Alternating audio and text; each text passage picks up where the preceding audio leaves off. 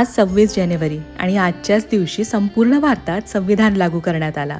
संविधानामध्ये प्रत्येक भारतीयाला काही हक्क देण्यात आले.